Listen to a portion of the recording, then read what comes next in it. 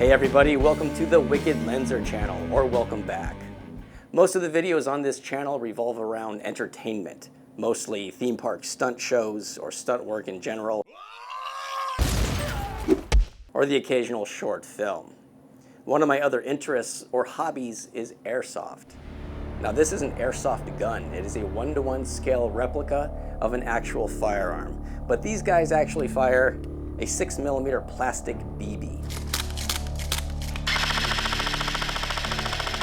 Oh! You will see these used in movies and other productions as background weapons or a stand-in gun, or maybe even a primary weapon for an actor, because they can add a CG muzzle flash to make these guys look like they are actually firing. So I really like airsoft guns, and I really liked the movie Lone Survivor. Actually, I loved the movie Lone Survivor. So I decided to try to replicate one of the weapons used in the movie, and that is the Mark 12 Mod 1 SPR that was used by Mark Wahlberg as he played Navy SEAL Marcus Luttrell.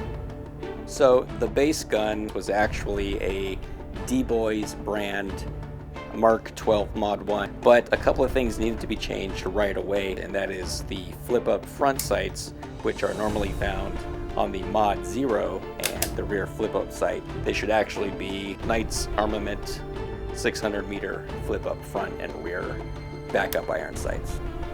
And after the flip-up front sight is removed, it needs to be replaced with a low-profile gas block. So after that, working our way back from the front, we have the Suppressor.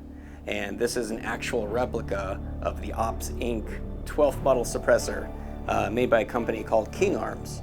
And these are really hard to find nowadays. I can't find them anywhere online. They're all sold out. But it is very specific to the SPR as it slides over the barrel, and it is actually threaded halfway down, so it's not right on the end of the barrel that's underneath. It's a little different. It's wrapped in twine, just like in the movie, to give it that more camouflage look as it starts to fray.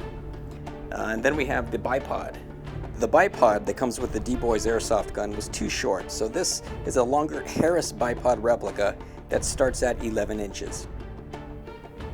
The PEQ or PEC box infrared laser designator is made by VFC, and it's supposed to be closer in size and dimensions to the real thing than some others that are on the market. I actually had this one laying around for a while, just waiting to be put on something. It has a standard front vertical grip, and I was sure to include the short rail panel just behind it on the bottom rail. I tried to replicate the little details too, like where the serial number was masked off with tape so it wouldn't be painted over. The grip that came with the airsoft gun to begin with was all wrong and could only be used with your right hand if you were right-handed. So it had to be replaced with a more ergonomic grip like in the movie. So where my replica falls short is in the scope and in the scope rings that hold it in place. These are not replicas of the scope rings. They're really hard to find, and there are some, but they're just not quite the right height and just don't look right. But I did go with a quick detach lever type, which is correct.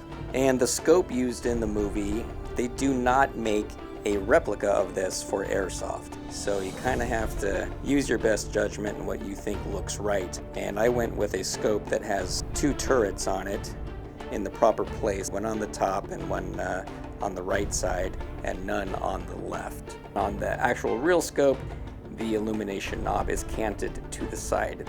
One of the little details that is often left out when people are trying to make a replica of this gun from the movie is the chart that is on the side of the buttstock. It's hard to see in the movie sometimes because Mark Wahlberg is actually firing the weapon left-handed, so it's often kind of tucked in his armpit. It's not, 100-mile-per-hour tape all around it. It's just this clear packing tape that makes a nice little border around it.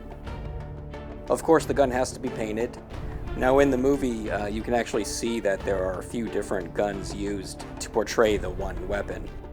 The paint job on the gun differs from scene to scene, so you can, pick a scene that you like and go with that color scheme, or do your own thing.